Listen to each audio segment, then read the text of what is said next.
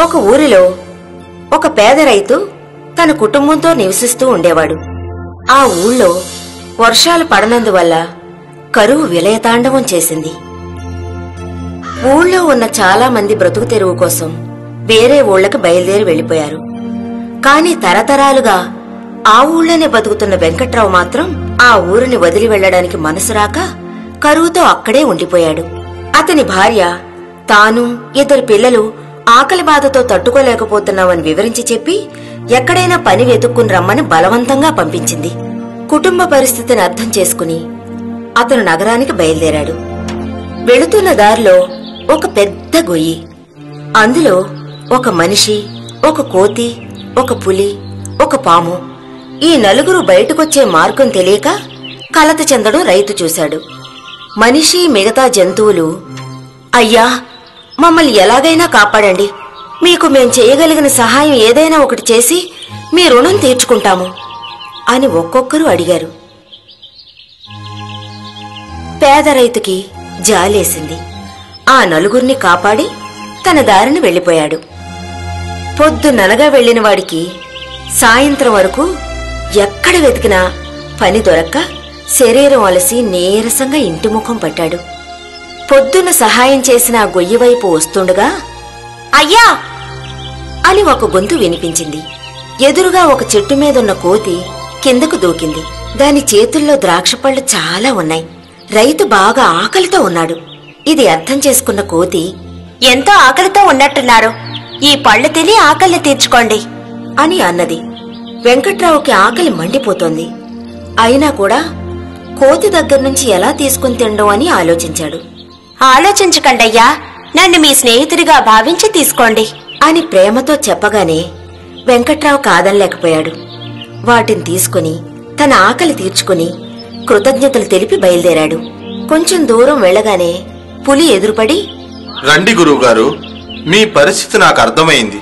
ఇదిగో నా గుహలో బోలెడంత డబ్బు బంగారం ఉంది, మీకు కావలసింది తీసుకుని వెళ్ళండి అని చెప్పింది.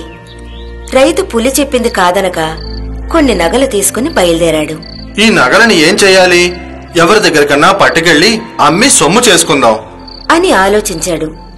అతనికి వెంటనే గోతులో నుంచి తను కాపాడిన మనిషి గుర్తొచ్చాడు.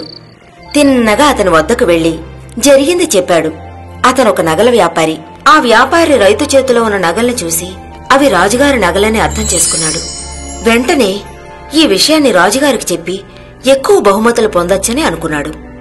కొంచెం ఉండు, ఇప్పుడే వస్తాను అని చెప్పి వెళ్లిన వ్యాపారి రాజుభటులతో వచ్చి, ఈ రైతు ఒక దొంగ అని చెప్పి అప్పగించాడు.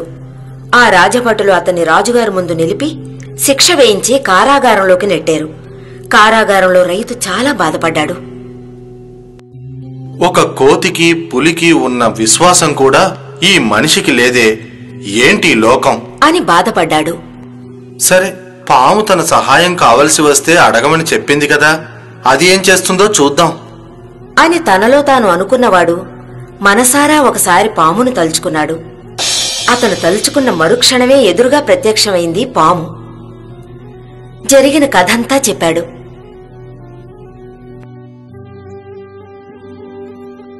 అయ్యా, నేను చెప్పేది శ్రద్ధగా వినండి. నేను తిన్నగా వెళ్లి రాణిగారి కాలు మీద కాటేస్తాను. మీరు వచ్చి తాకితేనే విషం దిగేలా చేస్తాను.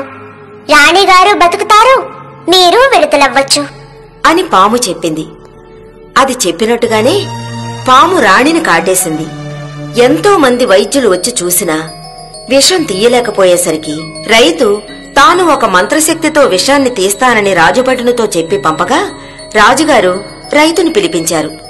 పాముని మనసులో తలుచుకుని రాణిగారి కాలుని తాకేసరికి విషం అంతా దిగిపోయి రాణి మామూలు మనిషి అయింది. రాజుగారు చాలా మెచ్చుకున్నారు. రైతు తాను ఏ నేరం చెయ్యలేదని రాజుగారికి వివరంగా విన్నవించుకున్నాడు. అబద్ధమాడిన నగల వ్యాపారిని రాజుగారు శిక్షించారు. ఏ నేరం చెయ్యని వెంకట్రావుకి డబ్బు నగలు ఇచ్చి పంపించారు.